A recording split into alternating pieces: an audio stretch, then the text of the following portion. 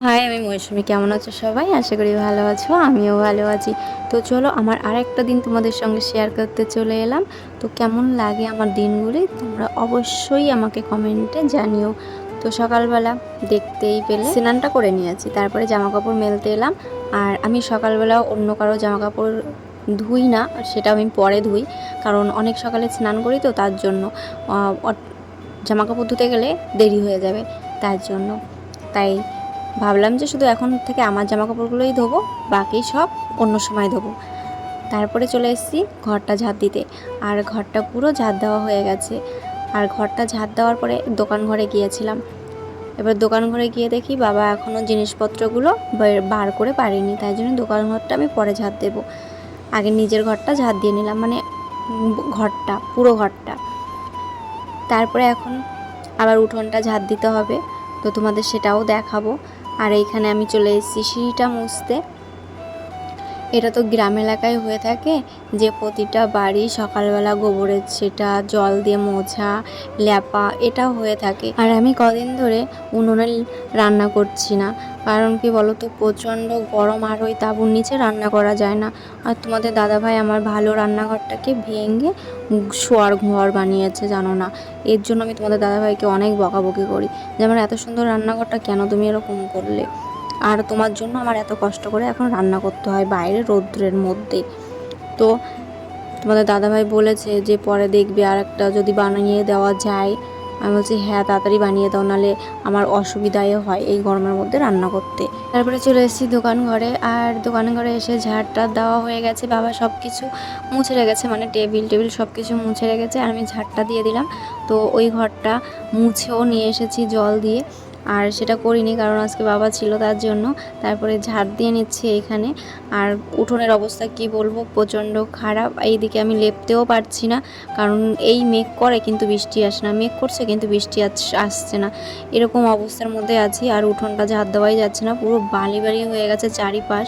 আর এই একটু হাওয়া ছাড়লেই জানো না এই ধুলোগুলো প্রচণ্ড পরিমাণে ঘরে ঢুকে যায়। আর ঘরে আসলে ঘরে তো পা দেওয়া যায় না, বালি বালি কিচকিচ হয়ে যায়, মানে ভীষণ অসুবিধার মধ্যে আছি। একটু বৃষ্টি হলে শান্তির নিঃশ্বাস একটু ফেলা যেত। তারপরে দেখো এখানে আমি পুজো দিয়ে নিচ্ছি দোকান ঘরে। এখন বাবা একটু বাইরে বসে আছে, তার জন্য আমি দোকান ঘরে পুজো দেওয়ার সময় ক্যামেরাটা অন করেছি। তোমাদেরকে তো একটু দেখাতে হবে যে আমি আজকে পুজো দিচ্ছি, কিন্তু যখন কাছে থাকে তখন আর দেখানো হয় না। তো এই যে পুজো দিয়ে নিচ্ছি, পুজো দেওয়া হয়ে গেছে, এখানে রেখে দিলাম। তারপরে চলে এসেছি চা বানাতে। এই কাজগুলো কমপ্লিট করে এসেছি চা বানাতে। বাবা তো বসে আছে, তাই না, বাবাকে তো চা দিতে হবে। এটা তো আমাদের প্রত্যেক দিনের একটা ডেলি রুটিন হয়ে গেছে, তাই এটাকে এখন মেনটেন করাই আমাদের একটা দায়িত্বের মধ্যে পড়ে। তো এটা এখন বাবাকে এখন দিয়ে আসবো চা। আর চা জিনিসটা আমার অত পোষায় না, আমার ভালোও লাগে না। আমার ছেলে প্রচণ্ড পরিমাণে চা খেতে ভালোবাসে, তোমাদের দাদাভাইও। এই বাড়ির সবাই প্রচণ্ড পরিমাণে চা খেতে ভালোবাসে, শুধু আমি বাদে। তো এখানে চা বানাচ্ছি। বাবার চাটা যেহেতু আলাদা হয়, বাবা একটু চিনি কম খায়, আর বাড়ির সবাই প্রচণ্ড পরিমাণে চিনি খেতে পারে, চিনি ছাড়া এনাদের চলেই না। তারপরে চলে এসেছি তুলসী মন্দির মুছতে। আর হ্যাঁ, আমার তুলসী মন্দিরটা না, আমি বলেছিলাম একটু অন্যরকম বানাতে, কিন্তু তুলসী মন্দিরটা দেখো কেমন যেন একটা বানিয়ে দিয়েছে। আমি বলেছিলাম একটা পদ্ম ফুলের মতন বানিয়ে দিতে, কিন্তু মিস্ত্রি কাকা বলল যে পদ্ম ফুলের মতন বানাতে গেলে পদ্ম ফুলের যে পাপড়িগুলো হয়, সেই পাপড়িগুলো নাকি অনেক দিন পরে এসে ভেঙে যায়, তার জন্য আর ওইভাবে বানিয়ে দেয়নি।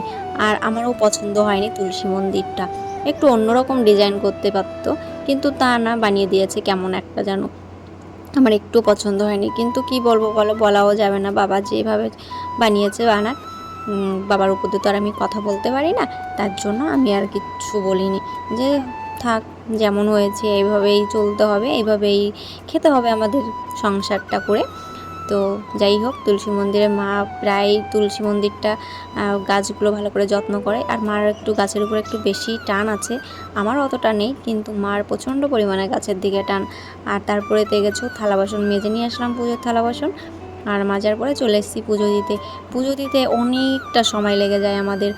ঘরে পুজো দিতে হয়, তুলসী মন্দিরে পুজো দিতে হয়, তারপরে দাদুর ঘরে পুজো দিতে হয়, তারপরে আরেকটা গাছ আছে, মানি প্ল্যান্ট গাছ নাকি বলে, সেই গাছটাকেও পুজো দিতে হয়। তো পুজো দিতে দিতে আমাদের অনেক সময় লাগে, আর সন্ধ্যার সময় সন্ধ্যাবাতি দিতেও অনেক সময় লাগে, মানে এখানে ওইখানে দিতে দিতে অনেকটা সময় লেগে যায়।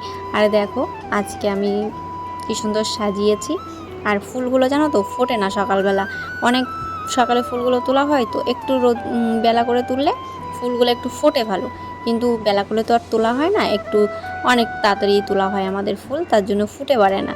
কিন্তু পরে যখন ফোটে তখন আসনটা খুব সুন্দর দেখতে লাগে। তারপরে আমি এই যে তুলসী মন্দিরে পুজো দিতে এসেছি। আজকে আমার তুলসী মন্দিরে জল দিতে ভুলে গেছি। আগের দিন তুলসী মন্দিরে জল দিয়েছিলাম, কিন্তু সেটা তোমাদের দেখানো হয়নি, আর আজকেই আমি ভুলে গেছি তুলসী মন্দিরে জল দিতে।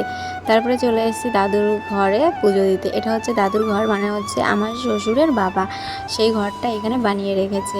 আমাদের তো জায়গাটা অন্য জায়গায় ছিল আগে, আর এইখানে পরে নতুন ঘর করেছে। নতুন বলা যায় না, তবুও 15 বছর হয়ে গেছে। আর দাদুর ঘরটা তখন এইখানে নিয়ে এসেছে, মানে ওই যে মাটি তুলে নিয়ে আসে না, সেরকমভাবে মাটিগুলো তুলে এনে এইখানে দাদুর জন্য একটা আলাদা দালান ঘর করে রেখেছে। আর সেইখানেই আমরা এই যে পুজো দিই। আসলে এই রকম আমি কখনো দেখিনি যে বাবার ঘরকে এত সুন্দরভাবে দালান করে রেখে দেয়। আমার চোখে আজ পর্যন্ত পড়েনি। তবে একটা ঘটনা তোমাদেরকে বলবো, সেইটা 2 দিন পরে বলবো। তারপরে আমি এখানে কখনো দেখিনি এত যত্ন সহকারে রাখতে। আর আমার শাশুড়ি মা ওনার শ্বশুরকে ভীষণ ভালোবাসতো। আমার ওই দাদুর নাকি প্রচণ্ড পরিমাণে রাগ ছিল, যখন যেটা বলবে তখন সেটা করেই দিতে হবে। মানে আমার শ্বশুরেরও কিন্তু রাগ কম না। আমার শ্বশুরমশাইয়ের রাগের জন্য আমরা সবাই একটু ভয়ই পাই। মানে কি বলতো, ওনার উপর দিয়ে কখনো কথা বলা যাবে না। তবে হ্যাঁ, এটা উচিত যে প্রতিটা বাড়ির একটা বেটা ছেলে মানে ভীষণ একটু রাগী থাকবে আর সবাইকে শাসনে রাখবে। আমার ছেলে আমাকে কাজে হেল্প করছে, দেখো আমি এখনও সবজি কেটে পারিনি, এই যে সবজি কাটছি। আমার ছেলেকে ডিম সিদ্ধ করে দিয়েছি, ছেলে এখন ডিমগুলোকে ছুলছে। আর ওই যে আমার ভাত বসানো রয়েছে দেখো। আর আমি এখনও সবজি কেটে উঠতে পারিনি, 11টা বাজে, 11টা বেশি বাজে, হ্যাঁ এখনও সবজি কাটতে পারিনি। তাই ছেলেকে বললাম, বাবা একটু ডিমটা ছুলে দাও, একটু আগিয়ে দাও আমাকে, তাই কাজ করছে। তো চলো আমি এই যে সবজিগুলো কাটি, তারপরে রান্না বসাতে হবে আবার। এখানে দেখতে পেলে আমার ছেলে আমাকে একটু কাজে সাহায্য করছে। আর চলো তোমাদের একটা কথা বলি, এখন যা যুগ পড়েছে আমি আশেপাশে দেখি তো প্রতিটা বাড়ির বউ এর সঙ্গে ওর সঙ্গে চলে যাচ্ছে, আর স্বামীদের তো পাত্তাই দিচ্ছে না। মানে অসহ্যকর একটা জিনিস হয়ে পড়েছে। তবে আমাদের বাড়িটা একটু শাসনের মধ্যে আছে, সেটা কিন্তু আমার বেশ ভালোই লাগে। তবে মাঝে মাঝে একটু কষ্ট হয়, বাবা কেন এত বকাবকি করে। তবে পরে যখন আমার মাথা ঠান্ডা হয়, আমি যখন ভেবে দেখি যে হ্যাঁ বাবা উচিত কথা বলেছে আর ঠিক কথা বলেছে, সেটা আমার ভালোর জন্য, তার জন্য আমি আর কখনো কিছু বলি না, চুপ করে থাকি। বাবা যখন বকায় তখন আমি চুপ করে কথাগুলো শুনি, একটু কষ্ট লাগলেও পরে আমার মনটা শান্ত হয়ে যায়। তারপরে এখানে দেখো রান্না করার পরে বাবার জামা কাপড়গুলো ধুয়ে দিচ্ছি। আর মা বাড়িতে নেই যেহেতু, তার জন্য। আর মা বাড়িতে থাকলে মাই ধুয়ে দেয়, আর কখনো কখনো আমিও ধুয়ে দিই, কোনো ব্যাপার না। আমি সবার জামা কাপড় ধুতে পারি, কিন্তু একটু কষ্ট হয় এই যা, তবুও কষ্টের মধ্যে সব কিছু করলে পরে সুখটাই আসে। আর এইখানে আমি বিকেলবেলা নিজের নখগুলোকে একটু সাইজ করছি, কারণ নখগুলো বড় হয়ে গেছে, থালা বাসন মাজতে কষ্ট হচ্ছে, আর অনেক বড় হয়ে গেছিলো তাই। তারপরে আজকে একটু দিদিমার শরীর খারাপ হয়ে পড়েছে, তো তোমাদের দেখায়নি, ভীষণই শরীর খারাপ হয়ে পড়েছে। দিদিমাকে ডাক্তারও দেখিয়েছে, তো ওষুধও দিয়েছে। আর এখন পরে কি হবে সেটা তোমাদের পরে দেখাবো। তো চলো আজকের ভিডিওটা কেমন লাগলো অবশ্যই কমেন্টে জানিও, আর নেক্সট ভিডিওর জন্য অপেক্ষা করো। তত সময় সবাই ভালো থেকো, সুস্থ থেকো। আর যারা এখনও পর্যন্ত আমার চ্যানেলটিকে সাবস্ক্রাইব করোনি, সাবস্ক্রাইব করে নিও। আর যারা ফেসবুক থেকে দেখছো তারা ফলো করে নিও। আর দিদিমার কি সুবিধা অসুবিধা হয় সেটাও তোমাদের দেখাবো।